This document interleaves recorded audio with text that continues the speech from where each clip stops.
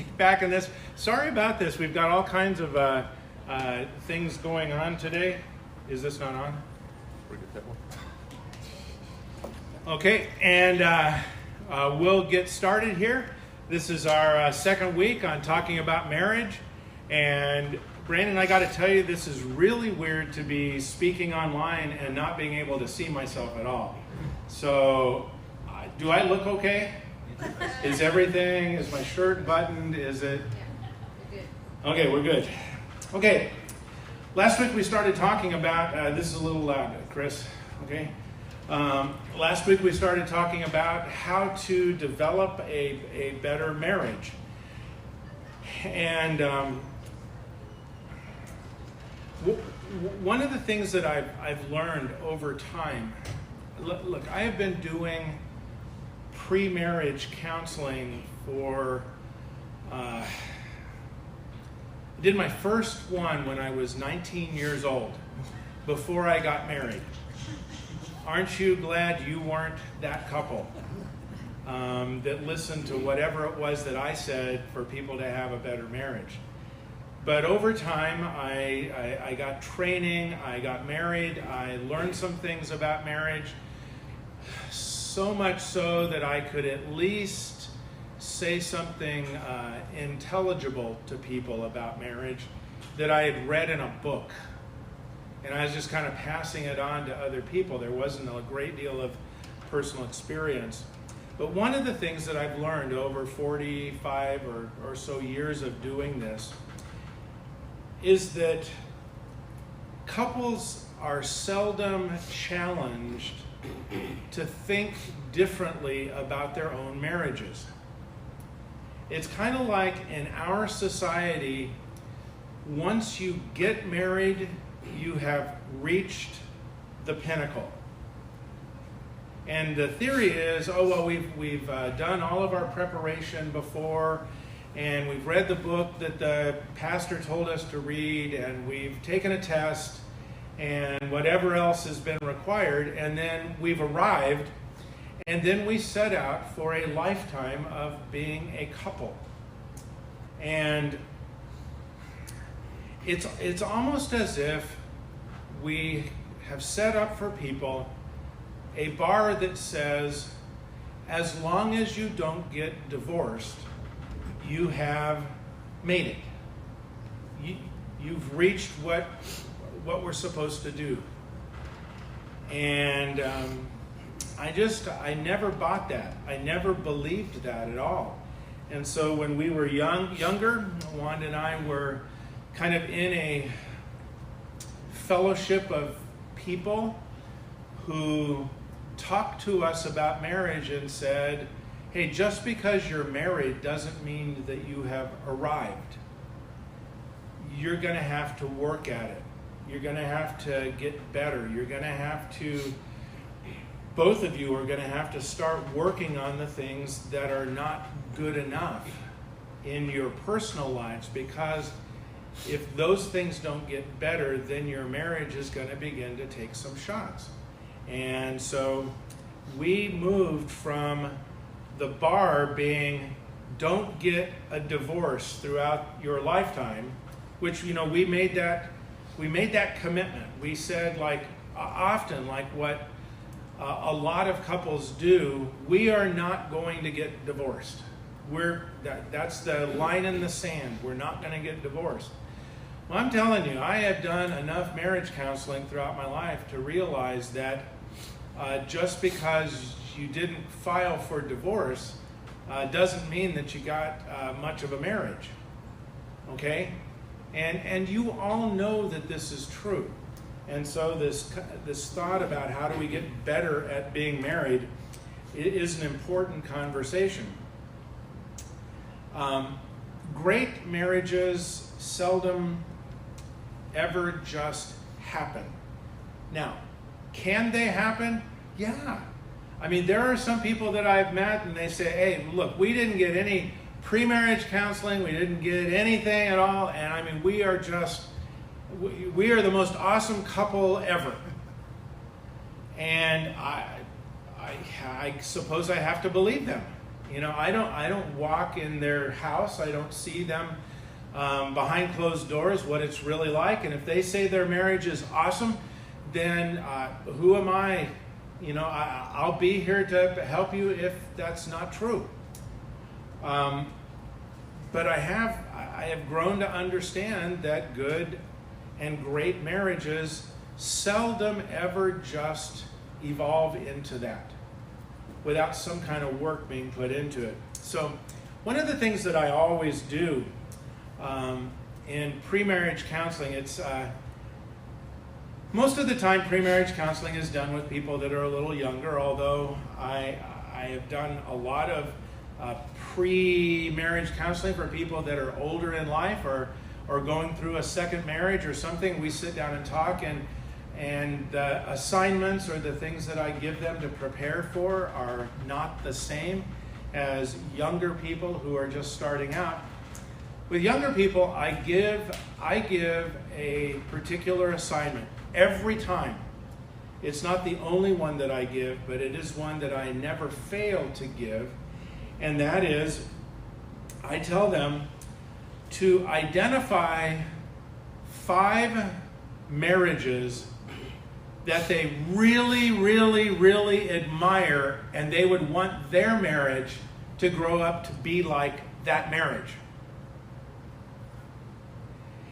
And so we'll sit and talk. And 9 times out of 10, the young couple cannot come up with 5 marriages. They just don't know anybody. They don't know anybody that they married, that they look at, and they go, I want to be like them. That's who I want to be like. Well, one of the reasons that they don't say that is that they don't know them. So they go, I don't know, maybe I would want to be like them, but they look kind of nice when they're standing in the lobby at church. But who knows? But more often than not, they do know them, and they go, don't want to be like them.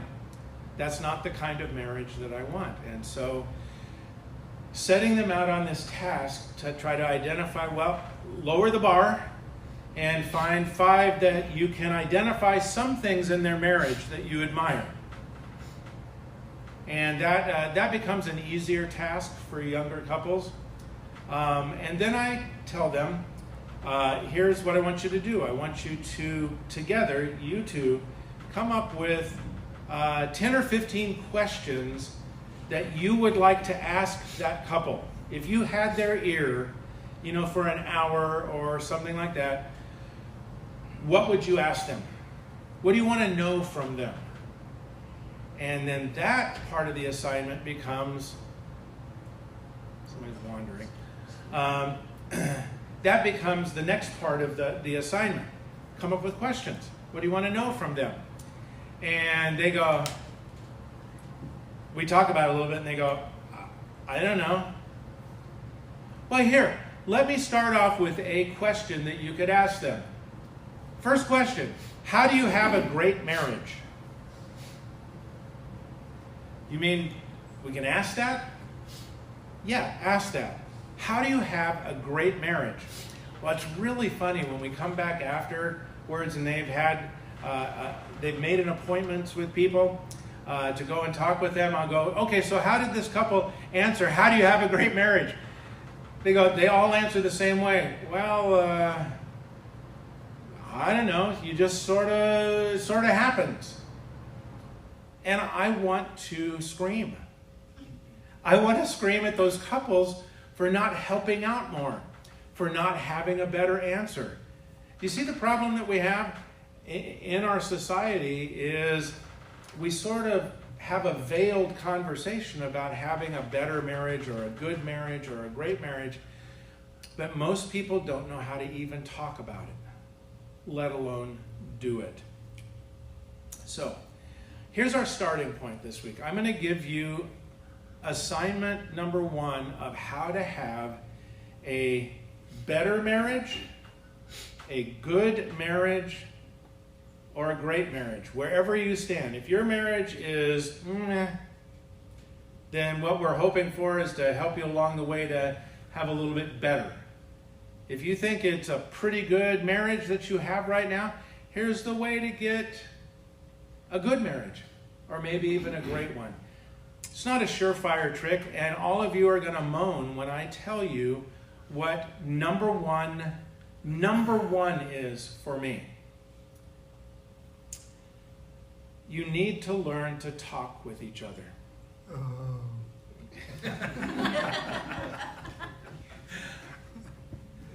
Do it again, Gary. That was really good. You need to learn to talk with each other and to listen to each other. To talk and to listen.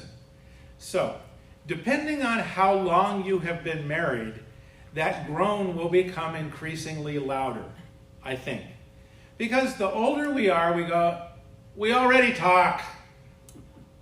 We talk all the time. You know, we talk about what we're going to have for dinner. We talk about, where we're going to go. Look, a solid married couple has this conversation regularly. So where do you want to go for dinner tonight? I don't know. Where do you want to go? I don't know. Look, I'm being a nice guy. Where do you want to go?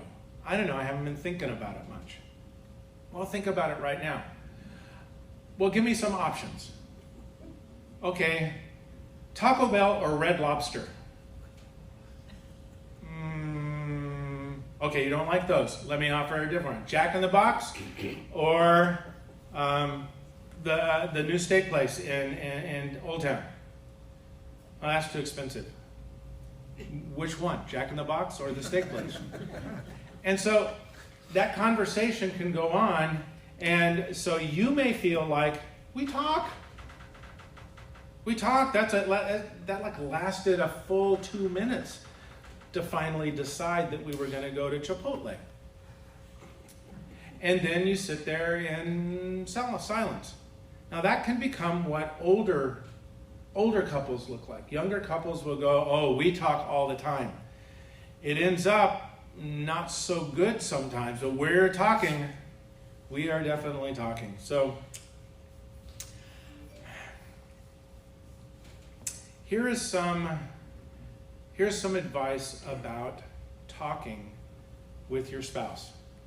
Now, if you think, well, why doesn't he ask me and my husband to get up and lead this? Because we talk so great. All you got to do is tell me. You can have the microphone. Okay? So try this out, and if I'm fumbling and not giving you anything, you can have your own try at this, I guess. Honestly, what masquerades in most marriages as talking is information exchange. We spend most of our time talking, just exchanging certain amounts of information that are necessary to keep moving to the next day. We have to talk about these things. Guys, have you ever had this? And I'm saying, guys, I think it probably works the other way around, but it seems like it's more often than not coming this way. It will come from Wanda, and she will say something like, we really need to talk about this.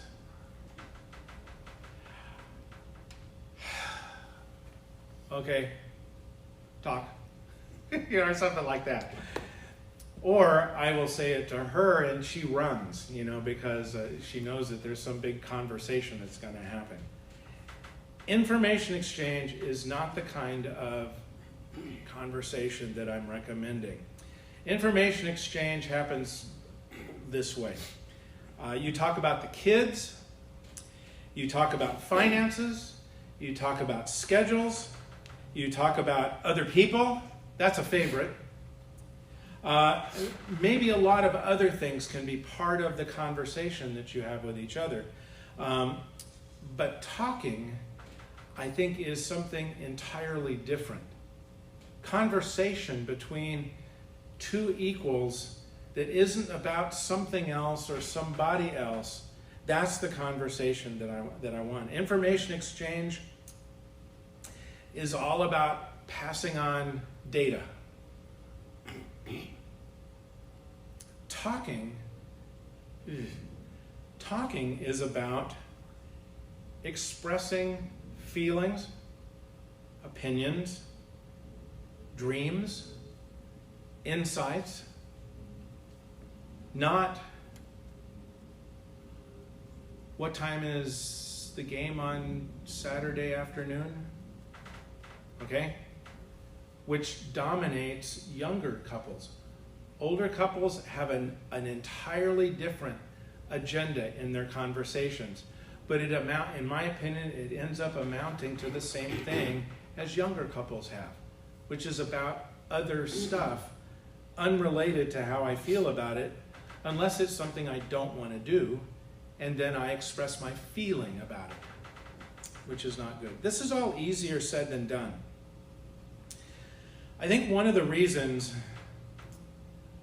maybe even the main reason, that so little conversation happens between married couples, and this kind of blows me away, is that it's about this thing that I tend to call a safe space. In other words, deeper conversation sometimes is not real safe to have.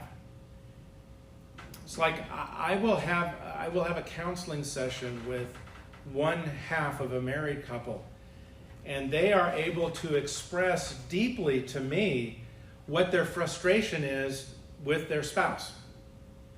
And I will then say, have you talked to them about it? And the answer is often, no, I don't think I could do that. Well, the reason why that can't be done often is because a safe space where conversation of a deeper level has never been established. Or it was established and then it's long gone. To have really good conversation with your spouse requires a massive amount of safety that says, I can say whatever I want to say, and I will not be punished for that. And I'm not talking about hitting punishment.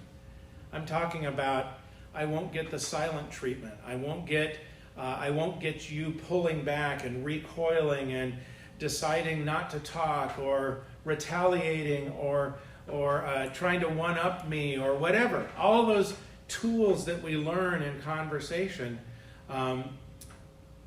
a safe space eliminates those and says, I'm here and you can say whatever you want to say, and I am going to work as hard as I possibly can not to react in any kind of a negative way, but to let you have your space to say everything that you need to say to me. And I'm not going to talk. I am just going to listen. Okay, if I were to ask you right now to raise your hand and tell me how many of you have in your marriage that kind of well-defined safety amid conversation in your marriage, I would say the majority, if they were honest, don't have that. Not a complete safety to be able to say those things. The best we get sometimes is, well, I'm providing a safe space. He just doesn't want to talk. Well, I would say that the reason he doesn't want to talk is because he doesn't feel entirely safe to say it. He is afraid of what you are going to do. She is afraid of what you are going to say or do in response to what she's saying. That's safe space. A safe space is a place where opinions and personal insights are free to be expressed and respected. Now, Juan and I have been having conversation now for 51 years. We have learned a way to communicate to each other.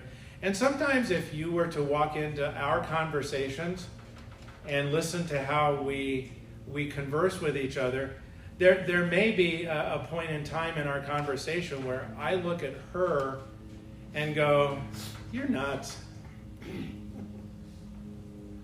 Or she may say to me, "I'm not buying it.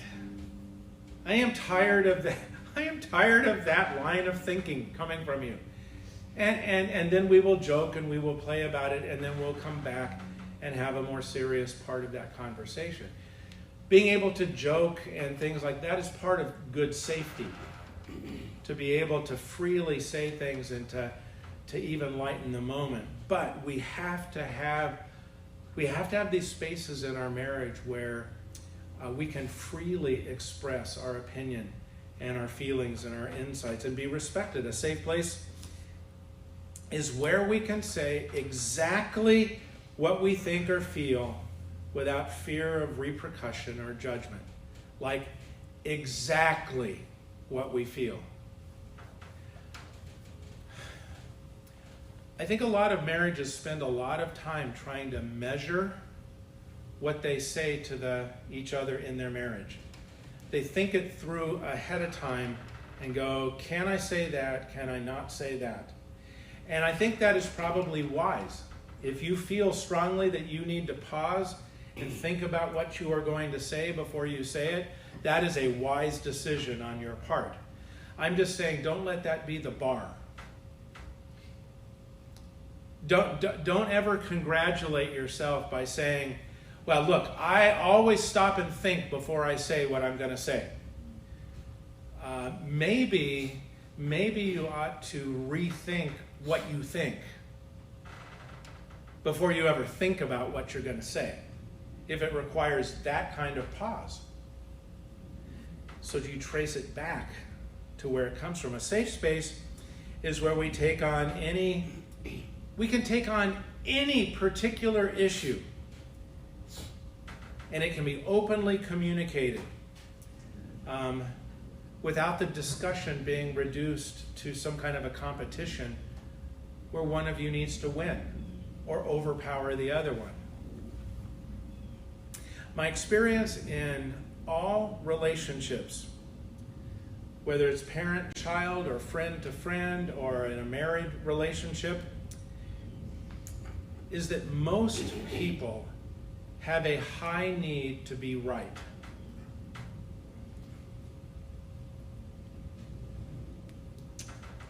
That even when there is some kind of a compromise that is reached, most people walk away and go, "He's wrong. I'll let him think he's right, but he's wrong." Okay? Again, not carrying out those conversations to their logical wrestling match end of, "I am right." It's better, but it is not the best. Setting the bar to a spot that says, "Look, we might have to disagree, and we're going to work at how we come up with alternatives to this decision." That is a healthy way to live, rather than somebody having to force their way and go, "I am right." Now, we're going to talk next week a little bit about compromise and consensus. Those are two tools that we have in relationships. I'm not going to talk about it today. I'm just going to tell you that this whole high need to be right is a big problem, because when you have a high need to be right, that also means you have a high need to prove them wrong. And when that happens in a marriage, the safe space is blown away. When the goal is to make sure that they know that they are wrong and that you are right.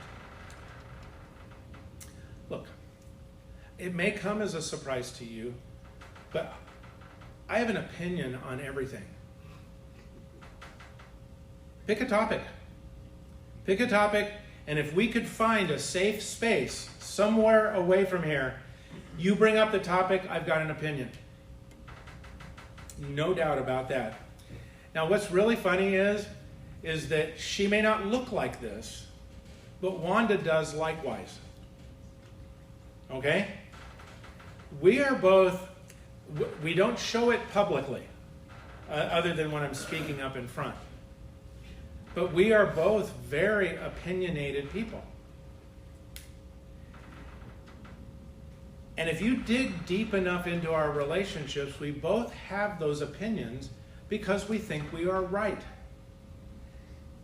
And there are times that we go, it's kind of unstated in our relationship, but it's like, okay, we're going to put the gloves on and we're going to see if we can change each other's minds on this. And it doesn't always go real well, but it always ends up in laughter, okay? And seldom do we change each other's minds, but we have fun trying. Because there's a safe space to do that in. Do you get it? Do you get what we're looking for in conversation? We love to talk. And we talk a lot about our kids. And we talk a lot about our grandkids. And we talk, just like you, we talk about our finances. We talk about our schedules. We talk about other people. But that's not all that we talk about. We have challenged each other's opinions on positions that are really some important stuff. We talk about politics and culture. I don't talk to you about politics. We talk about politics a lot, okay? And we talk about culture. We talk about theology. When she is reading her Bible next to me or looking at something, she'll go, hey, let me read this to you. And I'll go, let me put it on pause. Okay, go. And then we may get into a spirited theological debate where I would go, not buying it. She'd go, this is awesome. No, not buying it. And then we will continue our conversation about that. But it'll be about theology. Look, Juan and I have talked about end times. We talk about worship. We talk about ministry. We talk about miracles. We talked about Israel. We talk about offerings and tithing. And we talk about lifestyle and economics and global issues. We do. We talk about all of those kinds of things. And we don't agree on a lot of them. A lot of them. There have been times that we have headed out on election day, and the final conversation as we head out the door is, well, ready to go cancel each other's votes? And we laugh and we go to the polls to do our part. We've tried to change each other's minds, and it hasn't worked. And so we go on about our business. Over the 50 years that we have been together, that has happened a lot. And we have changed each other's minds.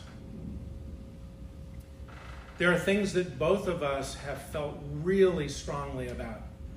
That over time, as we have provided each other a safe space to give our opinions have changed. But that's because the safe space has always been safe to do that in. Our boys, we are kind of odd. And Corey doesn't like me. Yeah, he doesn't mind. Chris would be in a ball crying if he knew I talked about it. Corey and Lindsay are generally pretty cool about this, but I remember them coming back to us after like the first year of marriage or something, and Lindsay didn't say it, but Corey did. He looks at me and goes, I am really frustrated with you and Mom. Why? You didn't teach me how to fight. I go, why would I need to teach you about that? He goes, have you not seen who I married? She's really opinionated. Yeah? Well, I don't know how to fight. Well, maybe you shouldn't fight. He goes, no, I think I need to learn how to do that. And he goes, you and Mom didn't ever show me how to do that because you and Mom never fight. I go, sorry. We're an anomaly in the married business. That's not part of our personalities, is to fight.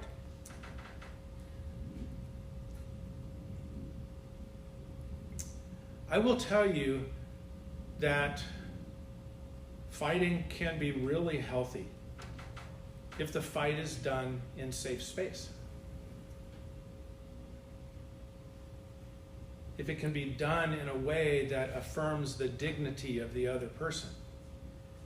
If it doesn't, then that needs to be stopped immediately. I want to challenge you with this today, and then I'm going to give you a couple of other things. The challenge is you need to take a moment today, if you can, and look each other in the eyes and go,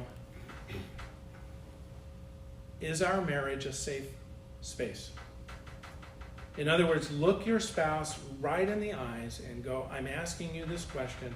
Do you feel like our marriage is safe, where anything can be said at any point in time?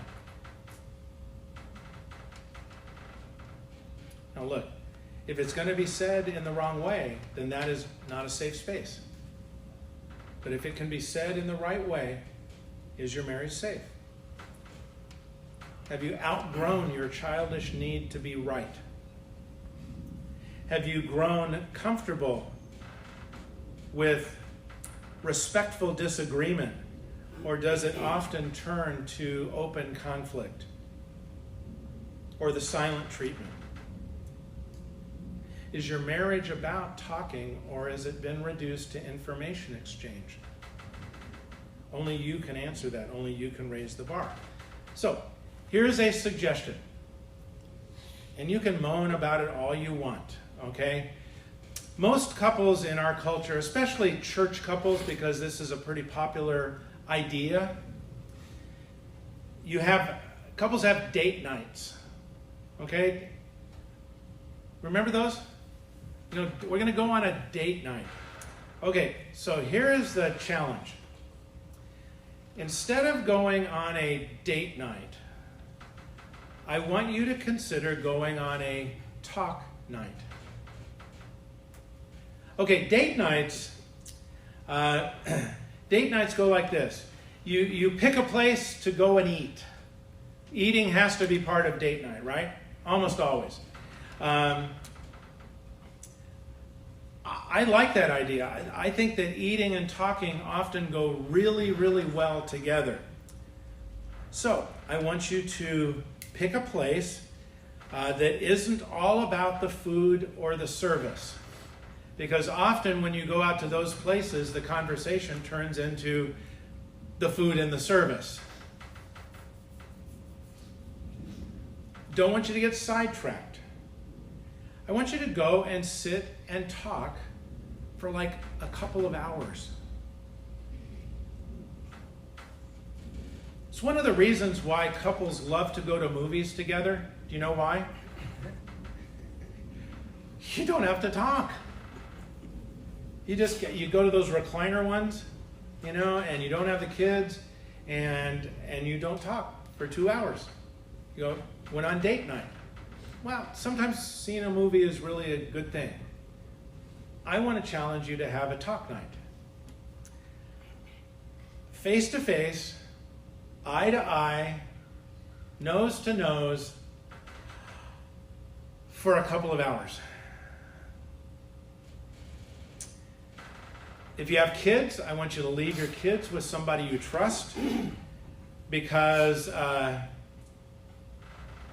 you're going to take your phone and you're going to turn it upside down. You're going to turn the ringer off, only have the vibrator on, and you're only going to answer it if it is the babysitter for your kids. You don't answer it if it's your sister. You don't answer it if it's me. You don't answer it if it's your work. You do not answer. 2 hours. 2 hours. Don't go to a sports bar. That is deadly for conversation. For me. Don't go to a food court at a mall. Do not take your grocery list just in case. That is a favorite of Mike and Wanda. Okay, so we go out to talk, and we've talked for a while, and then the grocery list comes out. You know, and what we don't have, what are you going to cook? And then it kind of devolves into those kinds of conversations. Get rid of those. Wear comfortable clothes. Take a notepad and pencil. Somebody might say something important in your talk night that you'll want to remember. Now I'm gonna give you this online, and I'll send it to you as an email. So I mean, if you're taking notes, you can write this down. But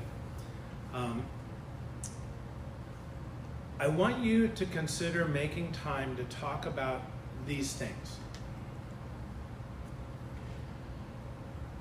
Your goals and your dreams. That's a conversation to have. The big picture, what do you see in your life? Do both of you see the same picture at the end? Are you both working towards the same big stuff? You know, the stuff after the kids are gone.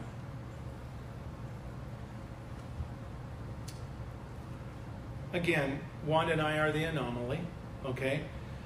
Because my life has been spent helping people through death. We talk comfortably and freely about death and dying. That is one of the benefits of having lived the life that I've lived. And so I will tell you that on the goals and dreams scale, Wanda and I both have a plan for what happens when the other one dies first. We talk about it. We talk about it. And I'm not going to say out loud what her plan is if I were to die first, but I'm a little more independent than she is. Okay? And her plan for how she spends life without me, it will be spending it with others. Others. Are you hearing me? Everybody know kind of what I'm saying? Me, on the other hand, if she dies first, this is my big goal, big dream. My house goes on the market the next day. Okay? The next day it goes on the market, and I am buying one of Mark Rose's little teardrop trailers that he builds, and I'm hooking it on the back of my Jeep, and I'm going to find all of you at some point in time and ask you if I can spend 2 weeks at a time in your driveway as kind of payback.